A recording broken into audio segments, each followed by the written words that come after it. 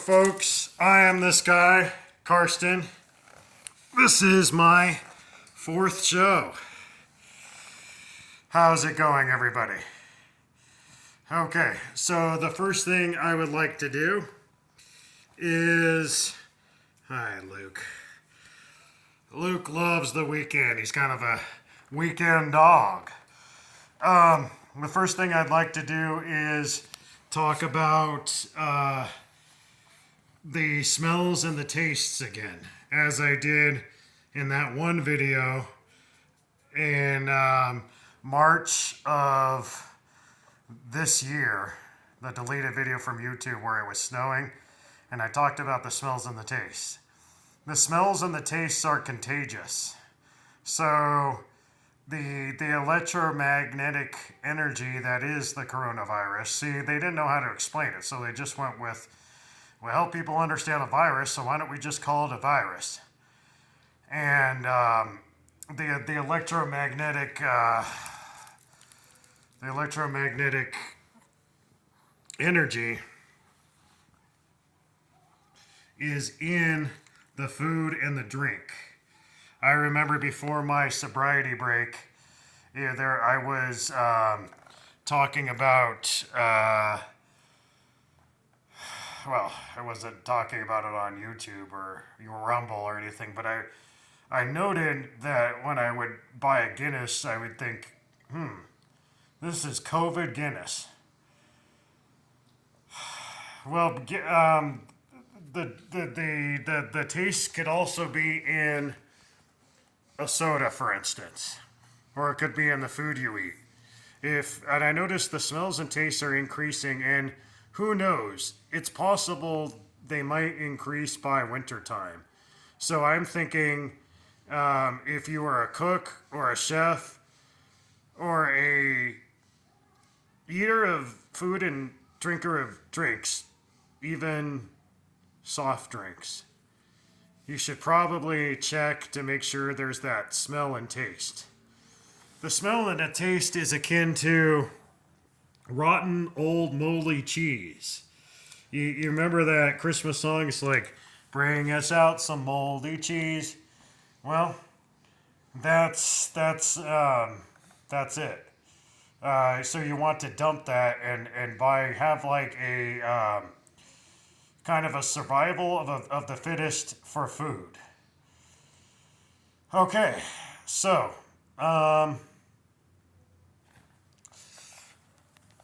first thing I'm going to do is talk about my shirt. My shirt is see my shirt, buddy? Yeah. My shirt says, the first one is C. Do you see C? Do you see C? Do you see C? Yes, do you see C? So the C right here, that is, I don't know for sure, but I think it's some sort of a Muslim thing. And what I noted in one of my truths on my deleted account is that the eastern crescent of Ukraine is kind of like this C right here. Yes. And also another thing is that's where a lot of Nazis are, but it's also the moon. And it has a star in it. The moon and a star.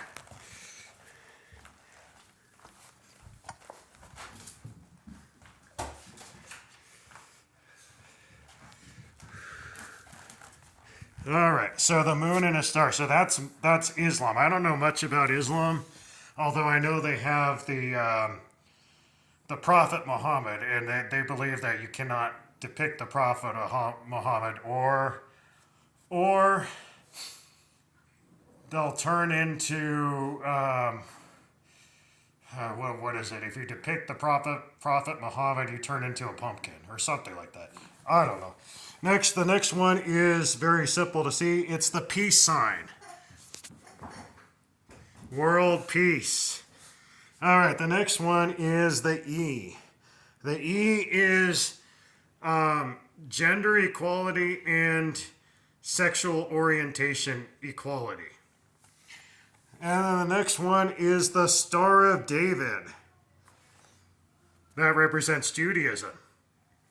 And then the next one is an eye with, I don't know, like a star in it. I'm not sure what that one means. Oh, I'm sorry. It was something from the Blair Witch Project. I remember now. And then we have the S. And the S is some kind of like a Buddhist symbol, I think. It's something Eastern. It's something Buddhist. I don't know, something like that. And then you have the T. And the T is the cross. Now, I had meditations once that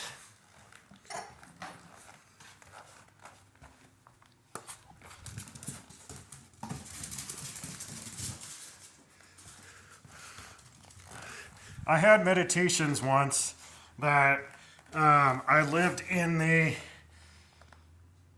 Roman Empire, although I didn't call it the Roman Empire, I was still calling it Greek, in the 2nd century AD in Greece. I don't know where in Greece. And that I was a Christian martyr. And that was my only life in antiquity. And, but that's if you believe in reincarnation. Do I believe in reincarnation? I'm iffy about it. All right, so let's read a little bit from the grapevine. Also, another thing you might notice is I'm wearing shorts. Now, that guy believes that you should be able to wear shorts anywhere. Shorts is an outfit. Come on, Luke. Shorts is an outfit. If it's good enough for the beach, it's good enough for anything. You should be able to wear, I think he even takes it so far as to say, like, almost like you should be able to wear shorts to a wedding. And by shorts, what he really means is gym shorts. Okay, so let's get into it, folks. The grapevine. And by the way, these basketball players in the 80s, such as Magic Johnson and Larry Bird, they all wore really, really short shorts. They all wear short shorts. And why, back in 2015, me and that guy saw some other guy get like harassed by the cops at Huntington Beach for not wearing a t-shirt. Now it's the beach. So, I don't know. I feel like when you're at the beach, you should be able to not wear a shirt. Because otherwise, if you don't, you end up like in situations like Black's Beach. And I had the revelation Black's Beach that there was a Nazi-style roundup. Now, one time that I was there, before that, like years ago, by the way, it is a nude beach, but one time that I was there, there was starting to be a roundup. And I was told, you gotta go, there's starting to be a roundup, they're at least going to fine, they might even arrest. And Lord knows what will happen from there. I'm sure there will be some innocent people thrown into the hole and raped tonight. So we don't want that to happen, do we, Luke? No. I mean, you're at a Black's Beach that's a designated nudist beach. There is absolutely no way for cops to be poking around. They're voyeuristic themselves if they do so.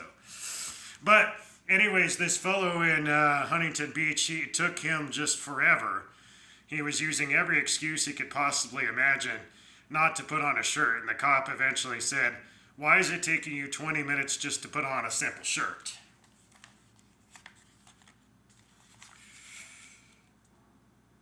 Now, here's the serenity prayer on the back. God, grant me the serenity to accept the things I cannot change, the courage to change the things I can, and the wisdom to know the difference.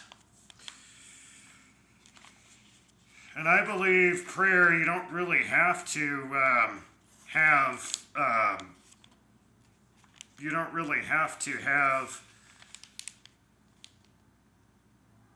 your hands clasped. You don't have to have your hands folded or collapsed or clasped. That is a hard word to do, clasped. But that's where it is. And at the beginning, and you know, Trump is the guy who says you're fired. It says your imagination will be fired. So let's read this a little bit. This is from the editor. Life will mean something at last. The most satisfactory years of your existence lie ahead. Such is the hope our big book promises for the newly sober alcoholic. And this is certainly true for AA's youngest members. This month's special section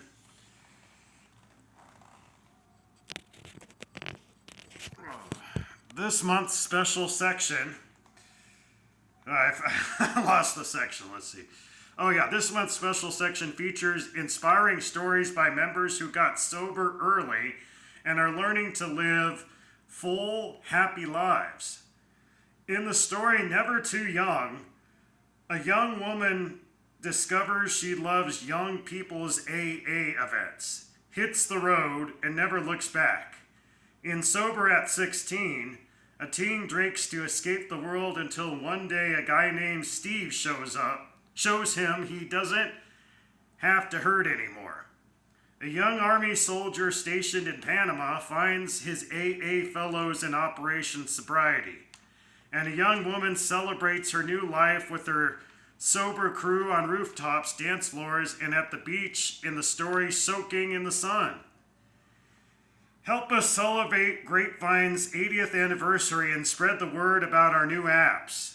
They are free to download and only $2.99, that's US dollars, a month to subscribe. That's less than a cup of coffee. Now, if you're also giving up coffee, so okay, that's another thing. I'm glad they mentioned the coffee, because at these AA groups, they drink a lot of coffee. And you gotta wonder, is that trading one addiction for another? Don't worry, our beloved print magazines are here to stay. Want to help an alcoholic in need? Join our Carry the Message program at aagrapevine.org/carry-the-message. We have a long list of incarcerated members in need of grapevines. Now, anyways, get your groups, districts, and areas involved. To see our beautiful brand new book, Our 12 Steps, visit aagrapevine.org/books. And join us every Monday on our fun AA Grapevine podcast.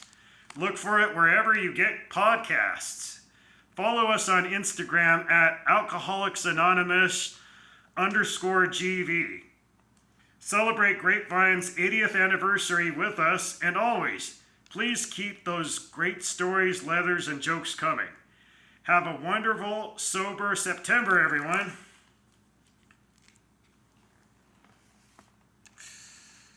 All right, so let's get to the Fourth Amendment. What do you think, Luke? Should we get to the Fourth Amendment? All right, we should get to the Fourth Amendment. Here we go.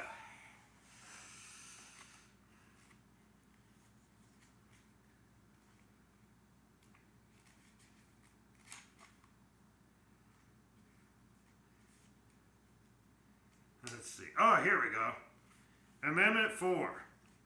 The right of the people to be secure in their persons, houses, papers, and effects against unreasonable searches and seizures shall not be violated, and no warrants shall issue but upon probable cause, supported by oath or affirmation, and particularly describing the place to be searched and the persons or things to be seized.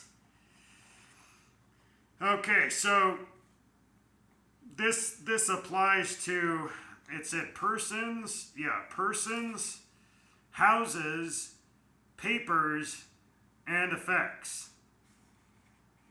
So person, that includes, like, for instance, my pocket. That's part of my person. So a cop just can't say, oh, well, let me see your cell phone. You need a warrant for that. The cop just can't pull you over and say, oh, well, let me search your car. You need a warrant for that. And if anybody ever finds you or arrests you or charges you for an unlawful seizure without warrant, you need to just appeal it straight up as far as it can go. What about houses? What's a house? Well, I think it's discriminatory against homeless people to say a tent is not a house. A tent is a house. A house is a house. A cardboard box is a house. If you're renting, that's a house. If you're there, I mean, if you're there and people know about it and they haven't kicked you out yet, that's a house as well. I had a friend once who was staying in Newport Beach, and she said that the cops came, and she was staying there with some friends, and she said the cops came and they said, and they had everybody on the floor, like straight out of Compton, and they were like, I'm sorry, but the people that you're renting from are not, and they're saying this as she's on the floor and, like, you know, handcuffed behind the back and the foot, the boot, it just everything. And she said that they said, the people that you're renting from are not actually the owners of the house here. And that it's some other people who haven't been around for like over a decade. And nothing was ever really found out about that. But still, I mean, is it right for them to come in like that, even in a situation where it's like, is it like a questionable ownership? No, the government needs to be careful. They need to get a warrant, and they need to make sure it's for a very, very specific purpose. Your papers. Well, let me get a paper. Since it's talking about papers, let me just get a paper here. This ain't no field trip, but I'm going to get a paper.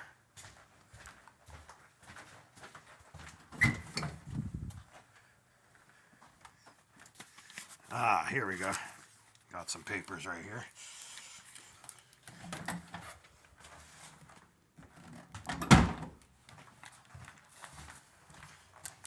All right. So, let me see. Oh, here we go. Here's a paper, and I have the right to be secure in this paper. It says, the right of the people to be secure in their persons, houses, and effects against unreasonable searches and seizures shall not be violated, and on warrants shall issue. It's hard to read backwards. It's the same thing I just read, but it's the Fourth Amendment. Okay? And then this one is a little bit easier for me to read backwards. I don't know about you, but this is just this ain't no vision test, folks, but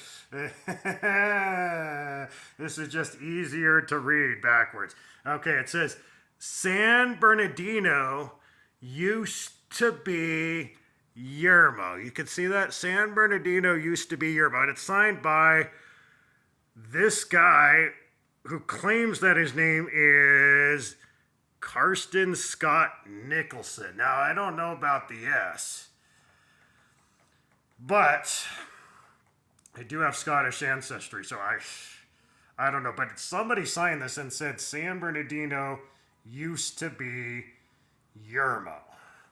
Okay, and I've got two others that are kind of similar. I got this one signed by, I can't read the signature, but it's signed by somebody. And this one appears to be signed by someone named Davis or something like that. I don't know. But San Bernardino used to be Yermo. Now, if you're a Bernadite,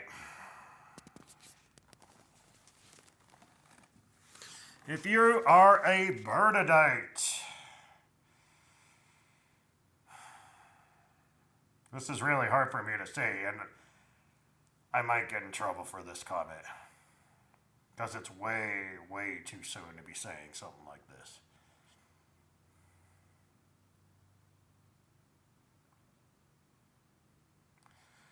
Ask the people of Lahaina, did it ever used to be some other name? If this is going on if a Holocaust is going on anywhere in these United States, it is relevant to all 300 million plus Americans, and honestly, even visitors.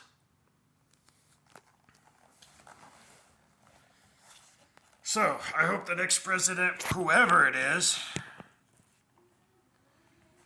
will bring justice to the victims burned alive in Yermo. Amendment 5. No person shall be held to answer for a capital or otherwise infamous crime unless on a presentment or indictment of a grand jury, except in cases arising in the land or naval forces or in the militia, when in actual service in time of war or public danger. Nor shall any person be subject to the same offense to be twice put in jeopardy of life or limb, nor shall be compelled in any criminal case to be a witness against himself, nor be deprived of life, liberty, and property without due process of law. Nor shall private property be taken for public use without just compensation. Now that last part, private property be taken from public use without just compensation, I'm thinking like eminent domain. That's what that is. But there's no just compensation. People's homes are priceless. People's persons, everything that you have on you, priceless. We need to coexist together. Priceless. So there's no just compensation for forcing anyone out of their house, ever. You cannot be compelled to be a witness against yourself. Well, most times the police talk to you, it's like, they ask you that they pretty much want to get you to confess against yourself. No, you don't have to. You have to. It's pretty much the right to remain silent comes from the Fifth Amendment. And no person be deprived of life, liberty, or property without due process of law. Now, I believe that we need to think harder about how we prosecute people and how we arrest people, because for people who are claustrophobic, that is personality discrimination, that is medical discrimination, that is psychological discrimination. To be handcuffed, they just can't take it. Whereas somebody who's been in and out of jail millions of times, there's gotta be a gradient there. And, and, I don't know. But, nor be deprived of life, liberty, or property without due process of law. There was no such thing in Yermo. All right, they just shot him. That's not due process of law. You got to be put on trial. The 6th and the 7th talk about that. You got to be put on trial by a jury of your peers and found guilty. And even then, I would say no to the death penalty in all cases. In all cases. I am for prosecution, but I am against the death penalty. And I am more softly against imprisonment at all.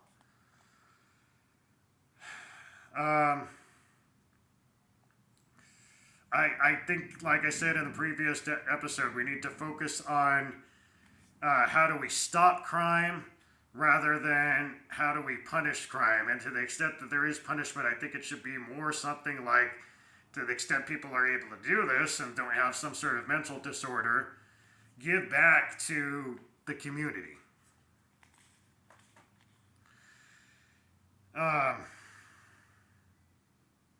And you know what? Like, found guilty by a jury of your peers, I think a lot of people would voluntarily do it. They would prefer it over being imprisoned, over being given the death penalty. But there's also fines, and I don't think fines are fine. I don't think fines are fine because if somebody is a millionaire or a billionaire, they could just pay. Whereas somebody who is living paycheck to paycheck or in debt, they can't. So it's not equal justice, such as the 14th Amendment gives us. Now, another thing, I am going to have to say that I definitely do not agree with Trump's idea that burning a flag should get you 1 year in prison. He said in jail, but I'm assuming he means in prison. And that, what else do you say? Oh yeah, defacing a public monument should give you 10 years. I believe he said 10 years. Number one, I think that wouldn't even pass muster. It would be found, you would be found, that would be thrown out at even the lowest courts. I don't think any court would uphold that. That's just so against the First Amendment. There could be no law against how there can't be a law. It's a thought crime. I mean, if the fire expands to someone else, well, I mean that's a different crime. That's something else. I mean, I'm thinking about 2020 when they were burning flags and dancing around and breaking glass and stuff. That's vandalism. That's destruction. But just burning a flag, I mean, I've seen flags. Okay, when I go down the mountain to what used to be Yermo and what will eventually again become Yermo, there are some people who have upside down flags. Now that's only like a step below the burning of flags, and that means nation under distress. And you can, with the federal government's repeated help in massacring civilians there, I could see how they could think that. So we should follow the First Amendment. First Amendment gives freedom of speech. That's a statement. So I first saw that on X, and I thought, that's got to be a joke. I saw it from Marianne Williamson, who I voted for in the primary, and I thought that has to be a joke, but it's true. He actually is saying that, and that's horrendous. It's for that reason that I'm going to have to say I am voting for Trump, and I still endorse Trump. But I'm going to have to say I'm not 100% anymore. I'm 90-10. Peace.